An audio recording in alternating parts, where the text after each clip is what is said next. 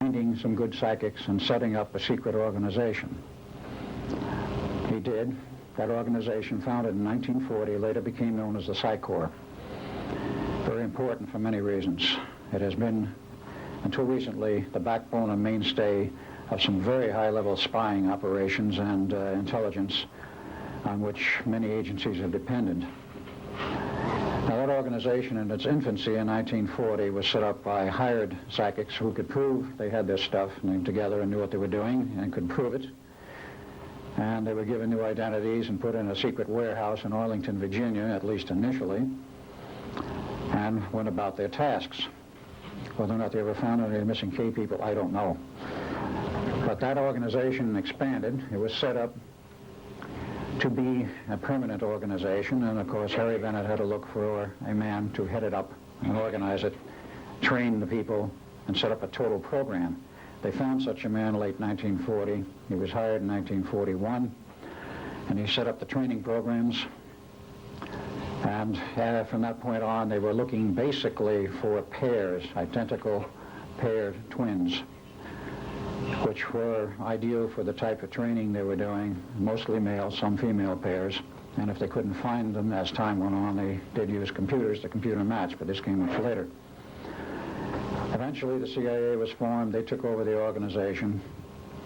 And that was in 1947. About 1950, NSA came into being, and they inherited the Psi Corps, and it's been under control of NSA ever since. So what did they really do, and what function did they serve? As time went on, and they expanded, and they did expand into about 50 operating pairs at their peak. They were perfect spies. They could penetrate virtually anything on this planet. And of course, after World War II was over, they were very interested in what they could do in terms of spying on Russia. Perhaps unbeknownst to us at first, the Russians also set up their own group, and there were several groups set up in other countries, but I'm only concerned with what happened here. The man who was chosen to head this organization up and actually remained its director until he retired in 1984 was a gentleman by the name of Emil P. de Costain. Perhaps some of you have heard the name. I know a few people have, but very few, because he was very much undercover. He was born in 1900. A very unusual thing I found out about him, which hardly anybody knew about until after he had retired. He was himself a walk-in by guess who?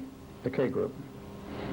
So if you want to do some spying on the organization that's spying on you, take over the directorship. And they did. Important for a reason, because of what it led into in terms of the two experiments. The Philadelphia experiment, as I previously stated, locked up with the Phoenix project, and it could only lock up on a very critical date. And that critical date was the 12th of August, 1943, and the 12th of August, 1983. Theoretically, it could have locked up in 1963, but there was no ongoing experiment at that time, such as the Phoenix project, which was required.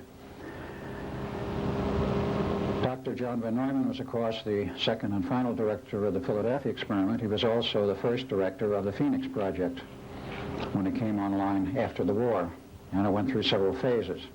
But the important phase of the Phoenix project was from 1975 through 1983, when they developed the capability of time travel and the time tunnels, as Dr. Carl Sagan liked to call them, the wormholes in space.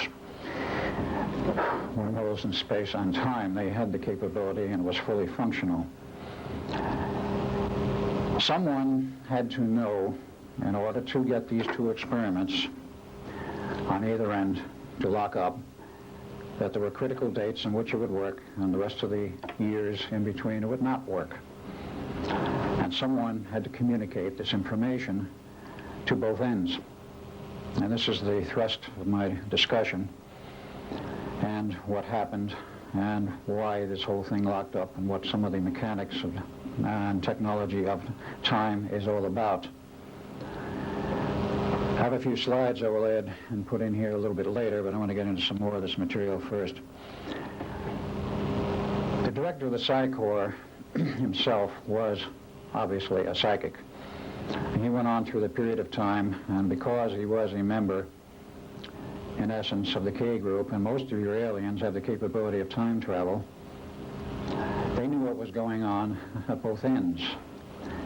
I've stated in the other prior lecture, and I'll have to state it again, the real purpose of the two projects, quite aside from the patent scientific advancement which was desired by our scientists here in the United States and on Earth, was the purpose of locking these two projects up for a very specific reason. The very specific reason was to provide a rift in space-time 40 years wide and hold it there long enough to let some very large spaceships through from another time frame dimension.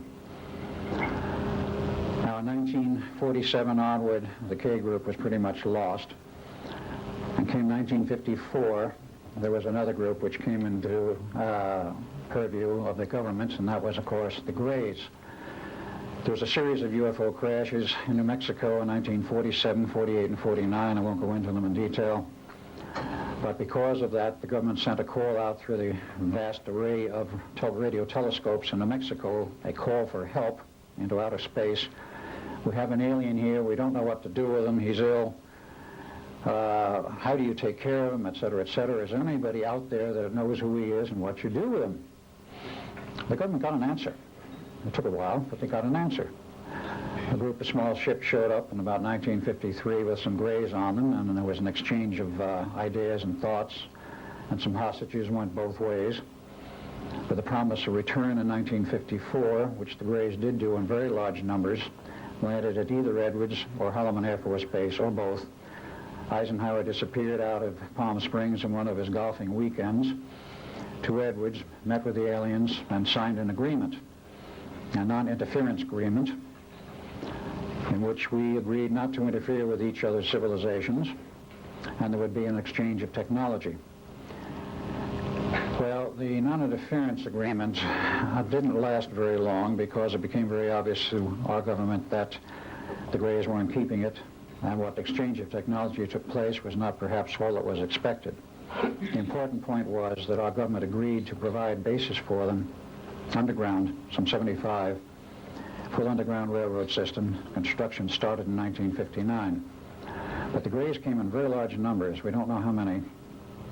The government perhaps does. It's estimated now they're probably in excess of 1 million.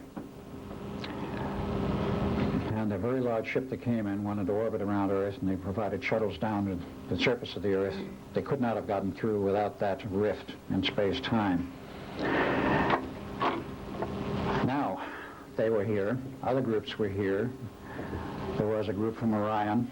They actually were in charge of, in many respects, not formally, but in charge of the scientific development of the Phoenix project. Therefore, they knew what it was capable of. They helped set up the science and the technology, and they also knew of the critical dates. The dates of 12 August is actually the function of the Earth's biorhythms. The Earth has a series of biorhythms, 4 of them, which, like the human biorhythms, do peak out once every so often. Nobody in our scientific community knew anything about this. It turns out, from what I've learned, that the ancients knew about it. The, let us say, the recluse lamas in Tibet and elsewhere knew about it. They do have a great deal of knowledge. And they knew that the Mother Earth is actually a living entity, unlike the rock science, which is taught to us in the colleges, and has a sort of consciousness, perhaps nothing we can understand. But nonetheless, as a living entity, has its own biorhythms. And those biorhythms, 4 of them, peak out once every 20 years. A window approximately a day wide, usually falls on the 12th of August, plus or minus a day, because our Gregorian calendar is not all that accurate. It misses 0.24 days per year, and once every century you have to add a year to correct the calendar. Nonetheless, that was known to these aliens. Now, Emil Castaigne was in the middle of this, and he had to provide a connecting link, and as did also the aliens. Where we were in 1943 with that test, we had no knowledge of any kind why that date which was handed to us for the second test, the 12th of August, which was given to us as a drop-dead test, which came from above the office, the top office personnel, namely the Chief of Naval